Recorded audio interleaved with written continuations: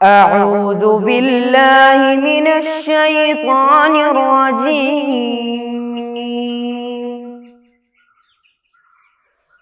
بسم الله الرحمن الرحيم. الحمد لله رب العالمين الرحمن الرحيم مالك يوم الدين إياك نعبد وإياك نستعين اهدنا الصراط المستقيم صراط الذين أنعمت عليهم غير المغضوب عليهم ولا الضالين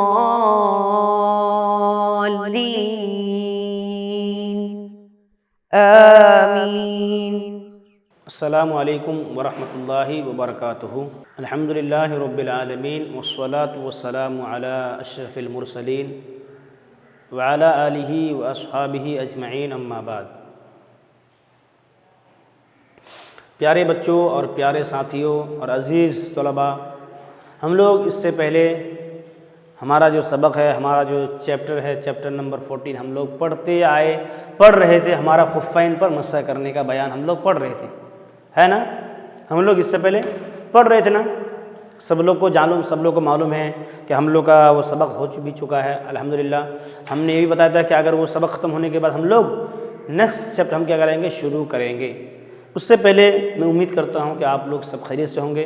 آپ کے گھر والے، آپ کے والدین، آپ کے گھر میں سب لوگ ٹھیک ٹھاک ہوں گے. سب ٹھیک ہے نا؟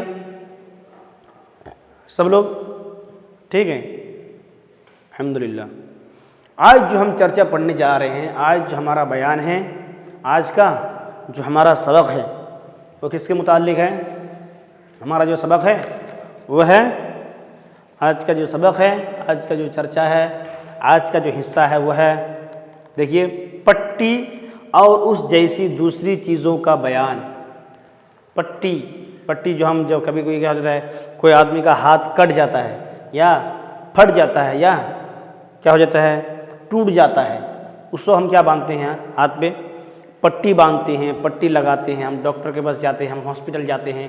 ہاسپٹل جانے کے بعد ہم اپنے ہاتھ پر یا پیر پر یا بدن پر ہم اس سے پٹی سے کیا کرتے ہیں، ہم ہاتھ پر کیا کرتے ہیں، لگاتے ہیں، ہے نا؟ اور اس پٹی کے ذریعے سے ہمارے ڈاکٹر اس خون کو روکتا ہے اور اس زخم کو کیا کرتا ہے، روکتا ہے نا؟ تو آج کا جو ہمارا جو چرچا ہے، آج کا جو ہمارا سبق ہے وہ ہے کس کے متعلق؟ پٹی اور اس جیسی دوسری چیزوں کا بیان.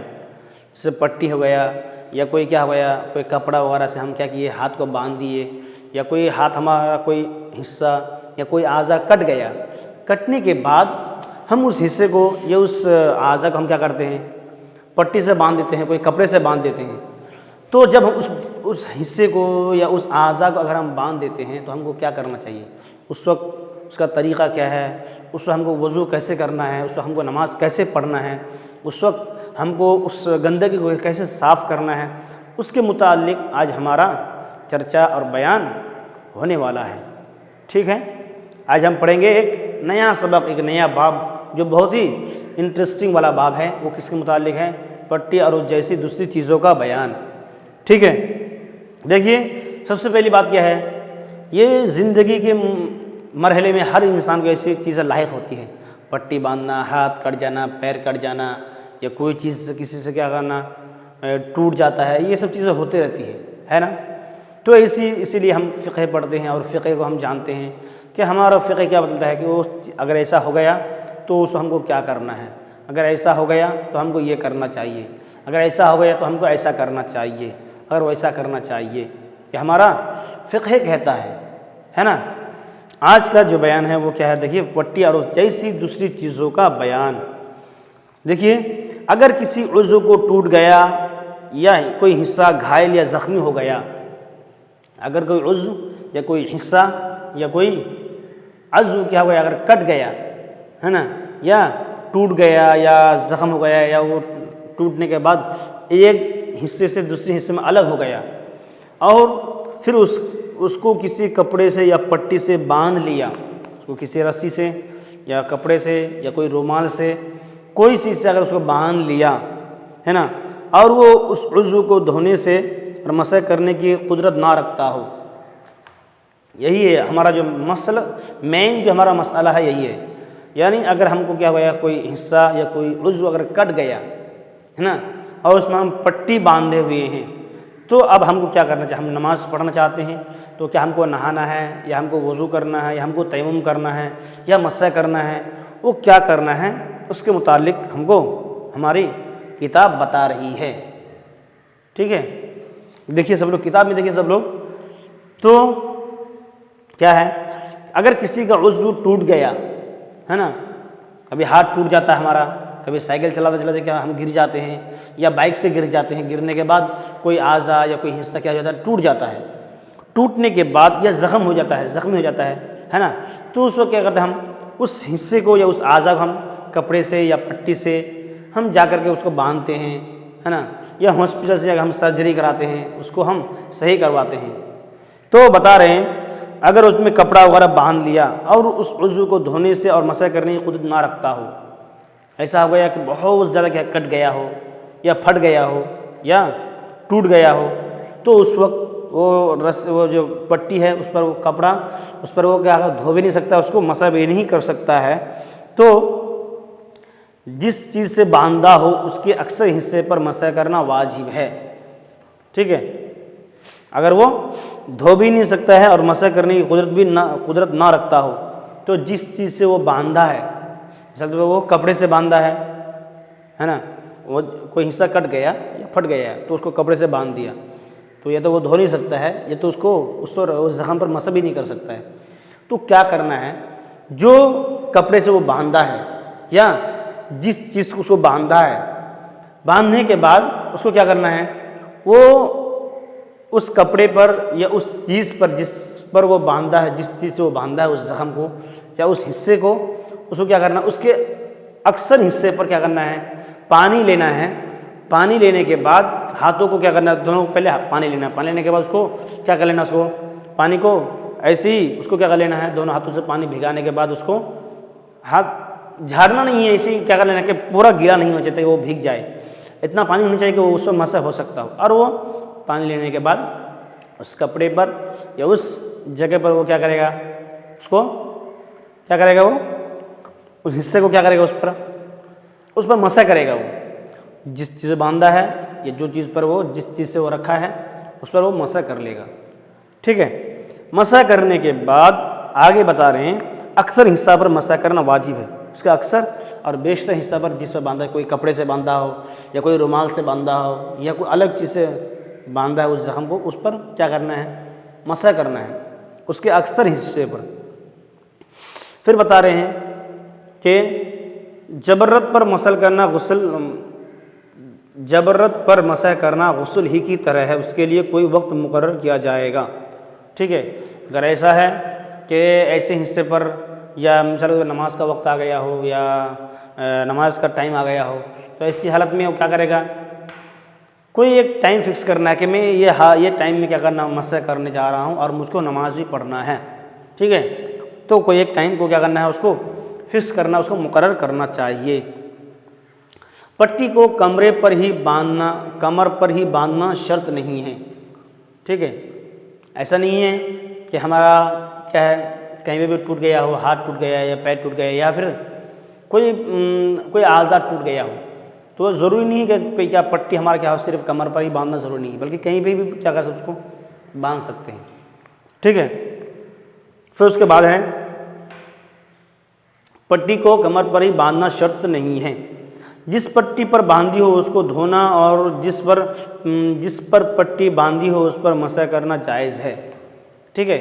جس چیز پر باندھا گیا ہو اور جس پٹی سے باندھا گیا اس کو دھو بھی سکتے ہیں، اگر وہ استطاعت رکھتا ہے، اگر وہ قدرت رکھتا ہے تو چاہے تو وہ دھو سکتا ہے، اور اگر وہ نہیں کر سکتا ہے، اگر وہ دھو نہیں سکتا ہے، اگر وہ اس کو بھگانے پر اس کو قادر نہیں ہے تو اس کو کیا کرنا، اس کو مسح کرنا ہے، وہ اعضاء پر، اس کپڑے پر، اس پٹی پر اس کو کیا کرنا ہے، مسح کرنا چاہیے، ٹھیک ہے۔ پھر اس کے بعد ہے زخم بھرنے سے پہلے اگر پٹی گر جائے تو اس کا مسح باطل نہ ہوگا۔ زخم بھرنے سے پہلے، ٹھیک ہے، وہ کیا کیا تھا، وہ زخم کیا ہوا، زخم ہو گیا تھا، ایک آدمی کو زخم ہو گیا یا کٹ گیا تھا اور وہ پٹی باندھا تھا، ٹھیک ہے۔ پٹی باندھنے کے بعد وہ کیا کرتا ہے، اس کا وہ زخم کیا ہوا ہے، اس پر مسح کیا، مسح کرنے کے بعد کچھ دیر کے بعد وہ کیا کیا، وہ نکل گیا، وہ پٹی نکل گیا یا وہ گر گیا، تو اگر وہ نماز پڑھنا چاہتا ہے وہی مسح سے وہ نماز پڑھ سکتا ہے، تو اس کا مسح باطل نہیں ہوگا۔ یا پھر کوئی آدمی ایسا نہیں بول سکتا ہے کہ اس کا زخم ختم ہو گیا ہے تو ختم ہونے کے بعد یا پھر اس کا پٹی گر گیا یا پٹی نکل گیا تو اس کا مسح ٹوٹ گیا، ایسا نہیں، بلکہ اگر وہ مسح کیا تھا، مسح کرنے کے بعد اس کی پٹی گر گئی یا پھر ٹوٹ گیا یا پھر نکل گیا، تو ایسی حالت میں جو مسح ہے پھر دوبارہ اس کو پٹی کو باندھ دینا ہے، دوسرا مسح کرنے کی ضرورت نہیں ہے، ٹھیک ہے، اس کا مسح باطل نہیں ہوگا۔ پٹی گرنے سے پہلے اسے تبدیل کرنا جائز ہے، ٹھیک ہے۔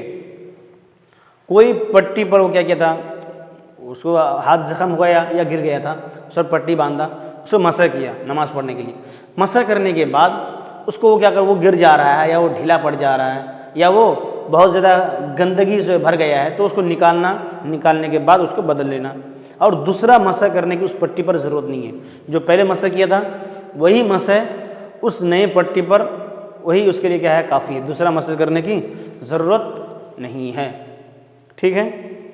پھر اس کے بعد دیکھیے، اور دوباری مسح کرنا واجب نہیں ہے، اور اگر دوبارہ مسح کر لے تو بہتر ہے، وہی بتا رہے ہیں، یعنی پرانی پٹی تھی اس پر مسح کیا، مسح کرنے کے بعد اس کو وہ جو پٹی ہے اس کو اچھا نہیں لگتا ہے، یا وہ مسح کو کیا کرنا ہے، وہ پٹی کو بدلنا چاہتا ہے، یا وہ پٹی بہت گندگی ہو گئی، بہت گندا ہو گیا ہے، تو ایسی حالت میں کیا کر سکتا ہے، وہ پٹی کو نکال کر کے دوسرا نئی پٹی یا نیا کپڑا یا نیا کچھ الگ لگا سکتا ہے، اور اس پر مسح کرنے کی ضرورت نہیں ہے، ٹھیک ہے۔ ہاں اگر وہ اس پر مسح کر لے تو وہ کیا ہے، ایک اچھا ہے، ایک بہتر حصہ ہے، ایک افضل طریقہ ہے، ٹھیک ہے، لیکن ضروری نہیں، اگر کرنا چاہتا ہے تو وہ کر سکتا ہے، ٹھیک ہے۔ اب نیچے، اس کے نیچے جو آتا ہے وہ کیا ہے، اگر آشوب چشم ہو اور اسے دھونے سے منع کر دیا گیا ہو، یا کسی کا ناخن ٹوٹ گیا اور اس پر دوائیاں موجوں یا پٹی لگایا ہو، اس کو نکالنا اس کے لیے نقصان دہ ہو تو اس پر مسح کرنا جائز ہے، ٹھیک ہے۔ اگر کسی کو آشوب چشم، بولے تو آشوب چشم کا معنی کیا ہے، جس کو آنکھ سے پانی ٹپکنے کی عادت ہو، ٹھیک ہے، یا جس کو ہمیشہ کیا ہوتا ہے، آنکھوں سے آنسو گرتا ہے یا پانی ٹپکتا ہے، اس کو آشوب چشم کہتے ہیں، یعنی ہمیشہ پانی گرنے کی عادت ہو، ہمیشہ پانی اس کی آنکھوں سے نکلتا ہے، تو ایسی حالت میں کیا ہے، اس کو اگر کوئی دوائی وغیرہ لگایا گیا ہے یا کوئی چیز اس پر لگایا گیا ہو یا باندھا گیا ہو دوائی سے، تو اس کو نکال کر کے اس پر مسح کرنا ضروری نہیں ہے، بلکہ اگر وہ دوائی وغیرہ لگا دیا ہے اور اس کو نکالنا مشکل ہے، اگر ڈاکٹر نے اس کو منع کیا ہے، تو ایسی حالت میں اس حصے پر، اس چیز پر کیا کرنا، مسح کرنا کافی ہے، اس کو مسح کر دینے سے وہی اس کے لیے کیا ہے، کافی ہو جائے گا، اس کو نکالنے کی ضرورت نہیں ہے۔ اسی طرح کسی کو ہاتھ کٹ گیا یا پیر کٹ گیا ہے نا، اور کٹنے کے بعد اس پر کوئی پٹی لگایا، پٹی لگانے کے بعد وہ حصے پر اس کو نکالنے کے بعد اس زخم پر مسح کرنے کی ضرورت نہیں، بلکہ اسی پٹی کے اوپر، وہی کپڑے کے اوپر اس کو کیا کرنا ہے، مسح کر دینا، لیکن یاد رہے کہ اکثر حصے پر اس کو کیا کرنا پڑے گا، اس کو مسح کرنا چاہیے، ٹھیک ہے۔ پھر اسی طرح آگے بتا رہے ہیں، اور اگر مسح کرنے کی تکلیف نہ ہو تو اور اگر مسح کرنے تکلیف ہو تو مسح نہ کرے، ٹھیک ہے، وہی، یعنی اگر وہ تکلیف نہیں ہے، اس کو کوئی بھی حرج نہیں ہے، کوئی بھی تکلیف نہیں ہو رہی ہے، تو اس کو کیا کرنا ہے، وہ پٹی کو نکالنے کے بعد اس زخم پر یا اس حصے پر کیا کرنا ہے، اس کو مسح کرنا ہے۔ اور اگر اس کو کیا ہے کوئی تکلیف ہے یا کوئی پریشانی ہے، اگر وہ نکالے گا تو خون نکلنے گا، اگر وہ نکالے گا تو اس کا زخم بڑھ جائے گا، اگر وہ نکالے گا تو زیادہ سے زیادہ خون آنے کا امکان ہے۔ ایسا بھی ہوتا ہے نا، کبھی کبھی یہ نکال لے گا پٹی تو اس کا جو جوڑ ہے وہ جوڑ کیا ہو جائے گا، جو جتنی جوڑ لگایا تھا یا جو مضبوط ہوئی تھی وہ پٹی نکالنے کے بعد کیا ہو جاتا ہے، وہ ڈھیلا پڑ جائے گا، تو اس کا زخم یا اس کا حصہ جلدی صحیح نہیں ہوگا۔